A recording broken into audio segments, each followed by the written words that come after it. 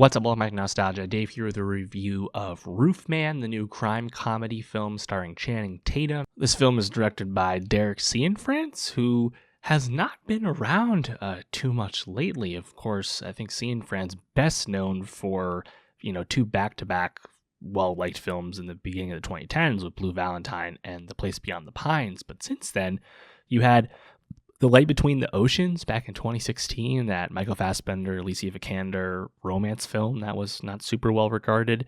And then you had the Mark Ruffalo HBO series, I Know This Much Is True, which I quite disliked, despite that film actually filming in my hometown.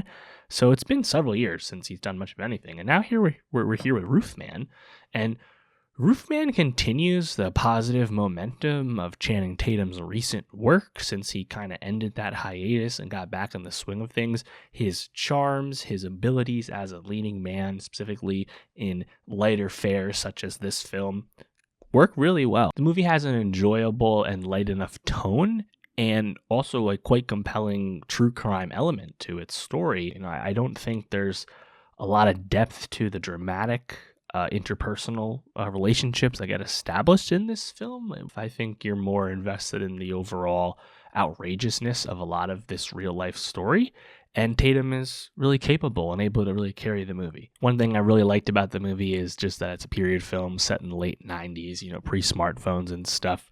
Unsurprisingly, stories about criminals. In this case, Jeffrey Manchester was a serial robber who robbed many McDonald's before finally getting arrested, and notably not a violent robber, someone who was noted for being quite kind to the McDonald's employees and other restaurants and whatnot, employees that he was sticking up, and also attempting to be a family man in his personal life.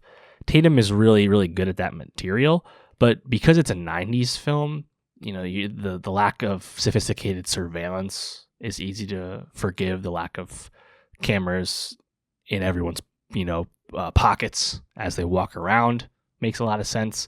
Just has a better vibe to like the criminal element of something like this.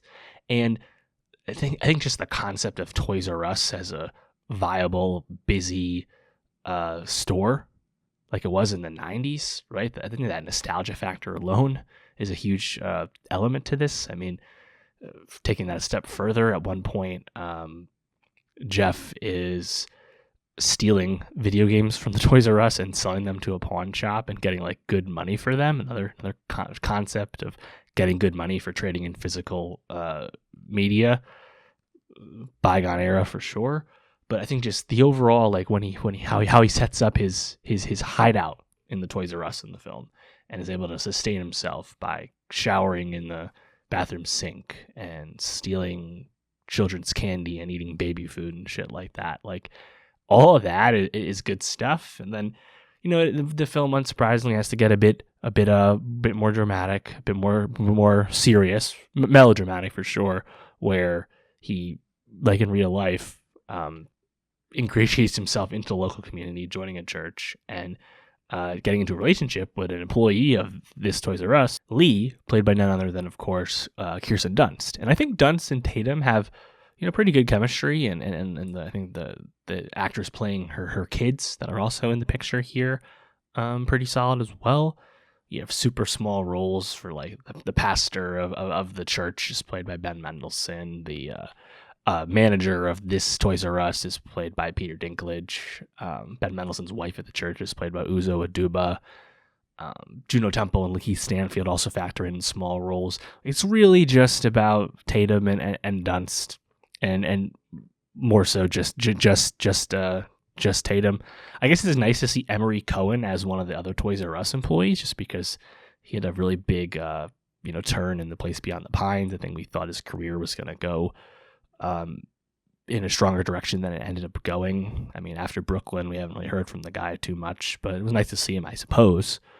I think it's just kind of a fun romp, and the film does, I think, a good enough job of characterizing Jeff the entire time, where his friend, military friend, I believe, played by Lakeith Stanfield, notes how smart and intelligent he is, but also how dumb and dim he is in other aspects. So I think that initial contrast of the intelligence of his schemes, but also the fallacy of some of his logic and where things fall apart and go bad for him in the end. I think that's able to be established, and the character feels, full enough and real enough that you buy into a lot of the plot as it moves. So I enjoyed the movie quite a bit. Obviously, not an awards film or anything like that. Hopefully, Derek Cianfrance doesn't take 9 years between movies again, and 5 years since he did anything, of course, since that last TV show. Hopefully he's a bit more busy because he's a really capable person. And Tatum, Tatum's been cooking, of course, unexpectedly tremendous as Gambit in Deadpool and Wolverine for the comedic effect of it all. That was fantastic. We didn't quite expect something such a obvious nostalgia play to really last the way it did. He was also great in the Final Magic Mike movie recently. I quite liked him in Fly Me to the Moon last summer. Tatum is definitely back, and Leno will be back in Avengers, reprising Gambit, but nothing else I think he's really attached to at the moment. I'm sure that'll change. Let me know, though, what you think of Roofman, what you like most about the movie, and for more movie reviews, subscribe. I'll see you next time.